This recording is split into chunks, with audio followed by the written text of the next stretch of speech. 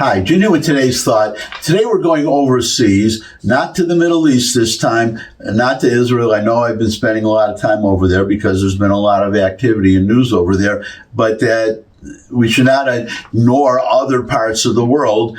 And the part of the world I'm talking about right now is Asia, specifically China. China is a threat. Now, we have a weak president, unfortunately, or a president in denial or just ignorant who continues to talk about China as a competitor, but they're not a competitor. They are a threat. They have designs on, well, their main goal is to become the world's preeminent superpower. That's number one. Or to be, I don't think they want to invade a lot of, except for Taiwan, invade a lot of countries, and we're not talking Nazi Germany or Imperial Japan and take over, but they want everybody to have to tread carefully around China. They want to turn the China Sea into a Chinese lake. They are building islands there. They claimed originally that they would be demilitarized, peaceful islands. So what do they need all these islands for? And we now know because they're putting military assets on these artificial islands that they're creating. They want to pose a threat to shipping going through the China Sea. They want everybody to need their permission to sail through the China Sea.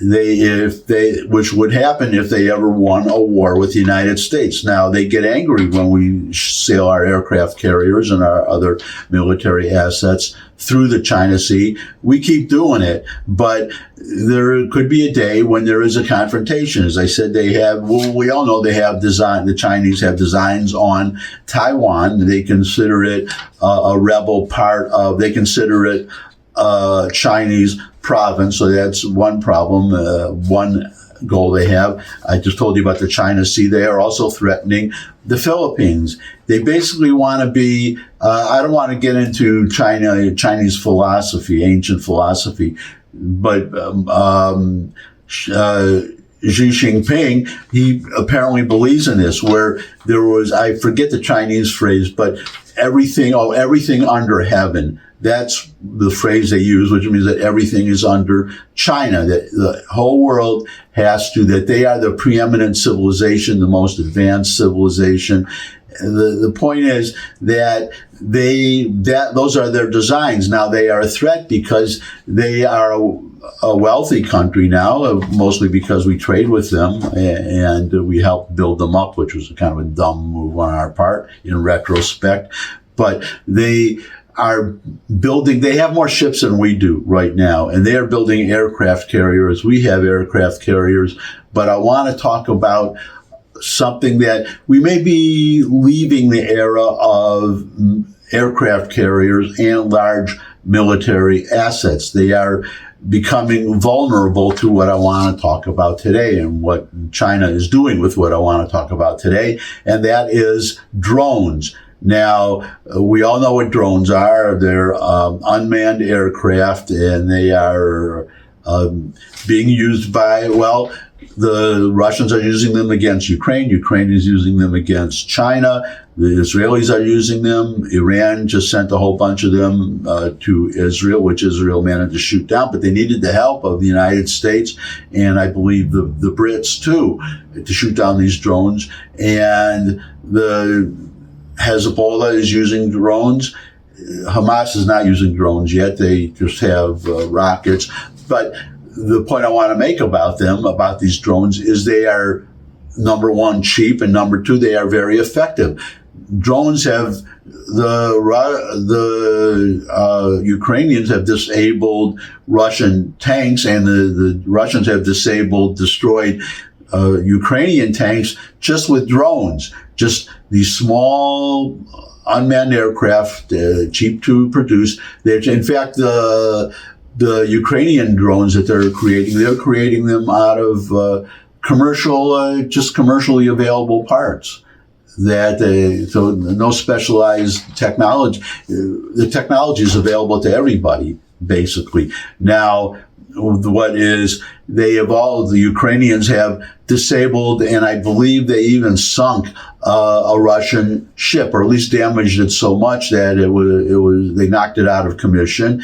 And now the Russians moved their fleet or their ships away from Sevastopol because the port there, because I believe it's Sevastopol, but they moved them away from one port because they were so vulnerable to these Ukrainian drones. Not just airborne drones, but there are seaborne drones. So they are becoming a great threat. And what I want to talk about today specifically drone swarms. Now, if you don't know what that is, well, it should be obvious from the name, drone swarm, like a swarm of bees.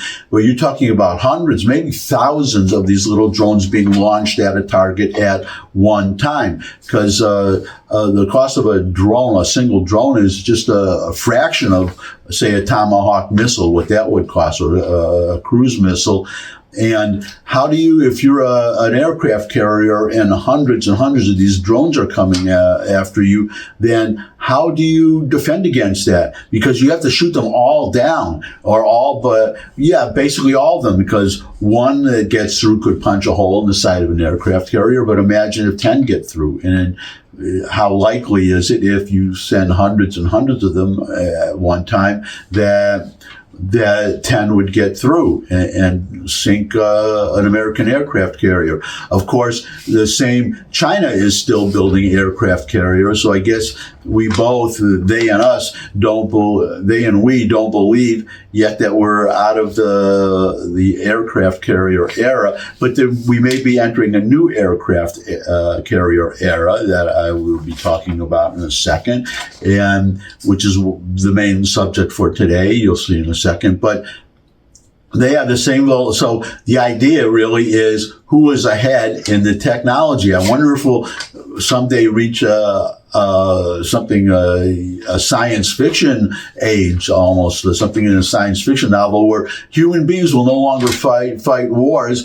Both sides will just send up these drones, artificial intelligence controlled drones, and whoever has the best drones and the best programming and the best aircraft, artificial intelligence will win the war. Maybe we're heading for that. But what China has done, I'm going to show you a headline right now. Well, before I show you the headline, I've been talking about drone swarms. What exactly does a drone swarm look like? Well, I'm going to show you right now. This is a video, and the important thing to realize is that this is a Chinese video of a drone swarm. So just watch.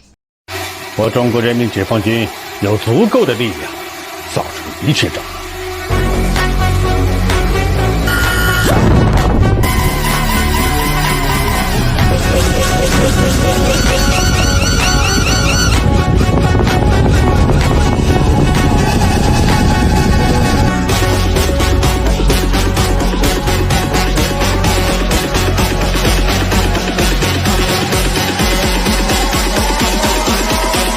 That, my friends, my loyal viewers, that is a drone swarm that you just saw. So you can see, imagine that many drones coming after an American military asset all at one time. Imagine even more at one time. And this gets to the really scary part, that the Pentagon must be aware of this threat. I'm sure we're working on drones, but the Chinese just fielded a military innovation that, to my knowledge, we have not fielded. I hope we're going to be doing the same thing now, if we haven't thought of it, that they, seeing what the Chinese are doing, that we will do the same thing and hopefully have better technology than they do. And what am I talking about? Let me put up the headline. China floats world's first drone aircraft carrier. China has launched the world's first dedicated drone carrier, signaling a potential dramatic shift in its naval power projection with cost-effective unmanned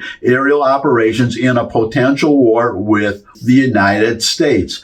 That's what I'm talking about. An aircraft carrier that has nothing. I don't know how many jet fighters you can fit on an aircraft carrier. I honestly don't have that number, and I'm not going to look it up. But I do know that drones are a lot smaller than an aircraft carrier. So you could, well, there are two possibilities. The first of which is that you can have smaller, cheaper aircraft carriers that would be less vulnerable to attack.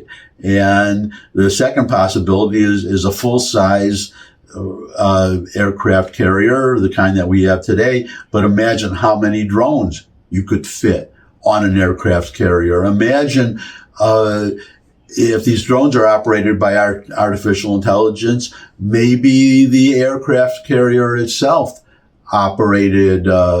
would be operated remotely by artificial intelligence, so that no soldiers would be at risk on either side. So you can put together think of all kinds of scenarios of how this could play out, but it's scary to think about. But the really scary part is that China, as I'm speaking to you today, has a dedicated drone aircraft carrier. We, the United States of America, do not have it right now. And that's what really worries me. That's my thought for today. Thanks for stopping by. Comments always welcome below the video. If you could subscribe, that would really be great. Share this video with anyone you think would benefit from it, maybe the Pentagon, or your local Congress critter, or a Senate senator. But most of all, come back and see me again. I would love to see all of you again. And until I do see all of you again, bye.